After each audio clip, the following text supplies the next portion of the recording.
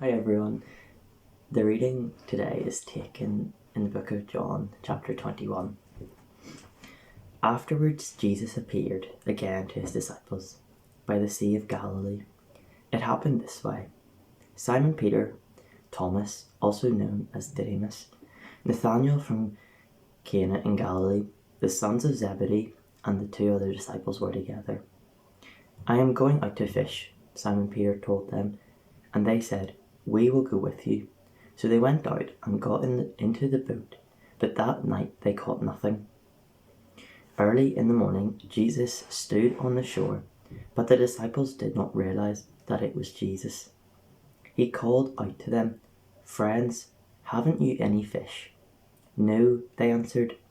He said, "Throw your net on the right side of the boat, and you will find some." When they did this, they were unable to haul in the net because of the large number of fish. Then the disciple whom Jesus loved said to Peter, "It is the Lord."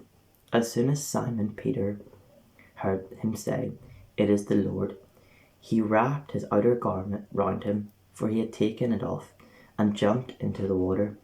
The other disciples followed in the boat, towing the net full of fish, for they were not far from shore, about 100 meters. When they landed, they saw a fire of burning coals there with fish on it and some bread. Jesus said to them, "Bring some of your fish you have just caught." So Simon Peter climbed back into the boat and dragged the net ashore. It was full of large fish, 153, but even with so many, the net was not torn. Jesus said to them, "Come and have breakfast." None of the disciples dared to ask him, "Who are you?" They knew it was from the Lord. Jesus came, took the bread and gave it to them, and did the same with the fish. This was now the third time Jesus appeared to his disciples after he was raised from the dead. When they had finished eating, Jesus said to Simon Peter, "Simon, son of John, do you love me more than these?" "Yes, Lord," he said, "you know that I love you." Jesus said, "Feed my lambs." Again Jesus said, "Simon, son of John, do you love me?" He answered, "Yes, Lord, you know that I love you." Jesus said, "Take care of my sheep." The third time he said to him, "Simon, son of John, do you love me?" Peter was hurt because Jesus asked him for the third time, "Do you love me?" He said, "Lord, you know all things. You know that I love you." Jesus said, "Feed my sheep. Very truly I tell you, when you were younger, you dressed yourself and went where you wanted.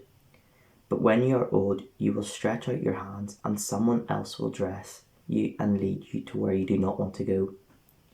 Jesus said this to indicate the kind of death by which Peter would glorify God. Then he said to him, "Follow me." Peter turned and saw that the disciple whom Jesus loved was following them. This was the one who had leaned back against Jesus at the supper and had said, "Lord, who is going to betray you?" When Peter saw him, he asked, "Lord, what about them?" Jesus answered, "If I want him to remain alive until I return, what is it to you? You must follow me." Because of this, the rumor spread among the believers that this disciple would not die. But Jesus did not say he would not die. He only said, "If I want him to remain alive until I return, what is it to you?" This is the disciple who testifies to these things and who wrote them down. We know his testimony is true. Jesus did many other things as well. If every one of them was written down, I suppose that even the whole world would not have room for the books that would be written. As I read in John chapter 21, early on we see Simon Peter and other disciples go fishing. They fished all night, but they caught nothing. It says this, early in the morning, Jesus called out to them to ask, have they not caught any first? Firstly, From this, we see that Jesus showed up during the disciples' work. Jesus directs their work. He told them to put their net on the right side of the boat. Jesus does not just show up on a Sunday morning or a religious service. He shows up at any time, especially when we do not expect it. After this, the net was filled with fish that they could not even lift the net out of the sea. Jesus says in verse 12, "Come and have breakfast." This really highlights the servant nature of Jesus. Recently, I have been reflecting on this as to how Jesus was a servant. God sent his own son down to earth, and you would think that because God was doing this, he could have brought Jesus into royalty. But no, Jesus was born into a situation where Mary and Joseph were not married. Jesus was born and was already not treated like royalty. King Herod heard about this, about Jesus being born, and commanded that all baby boys would be murdered. Everything Jesus did was as a serving nature. He washed people's feet, for an example. What is so powerful is that a servant in that time was the lowest of lows. But Jesus shows his serving nature. He leads by an example. We should be able to serve like Jesus showed us.